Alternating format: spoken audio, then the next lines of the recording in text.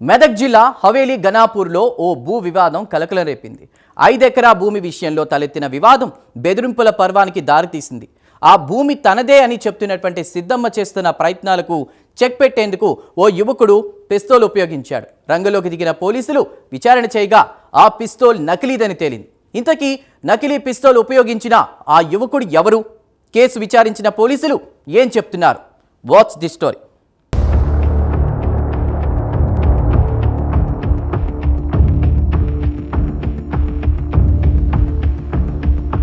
మెదక్ జిల్లా హవేలీ గన్పూర్ సమీపంలో నిల్సన్ భార్య పుష్పమ్మ పేరు మీద 5 ఎకరాల భూమి ఉంది.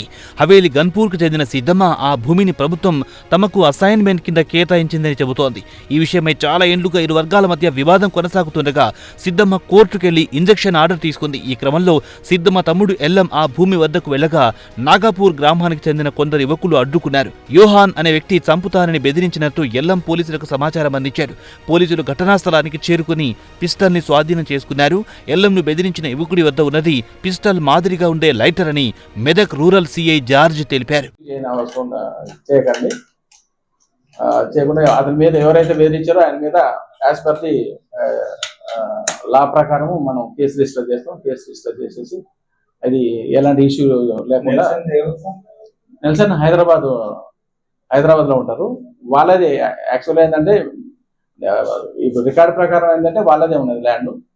వాళ్ళు కౌలుకి ఇచ్చారు. కౌలు ఎవరికైతే ఇచ్చారో అతని పేరు యోహాన్ అనే అతను కౌలుకి తీసుకున్నాడు. 2 ఎకరాలు తీసుకొని చేసుకుంటుండు. ఈయన ట్యాబ్కి ఒకసారి రావడం వల్ల అని అంటే కోపంతో వేసేసి నిన్ను వచ్చేసేస్తే మళ్ళీ నీకు ఇబ్బంది అవుతుంది, నువ్వు రావద్దు, ఏదనంటే మీరు చూసుకోండి అనేసి అనడం వల్ల ఇది జరిగింది. కాకపోతే ఏంటంటే ఇది ఏంటంటే ఆయన దగ్గర పిస్టల్ ఆయన పొజిషన్ లో వచ్చి మన కానిస్టేబుల్ తీసుకున్నారు.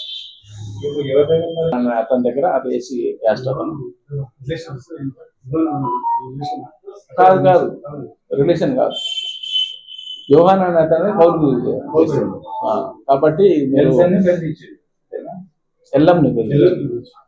యోహాన్ అనే అతను ఎవరైతే నెల్సన్ దగ్గర కౌలుకు తీసుకున్నాడో అతను యోహాను, అతని దగ్గర మనం ఇది తీసుకోవడం జరిగింది.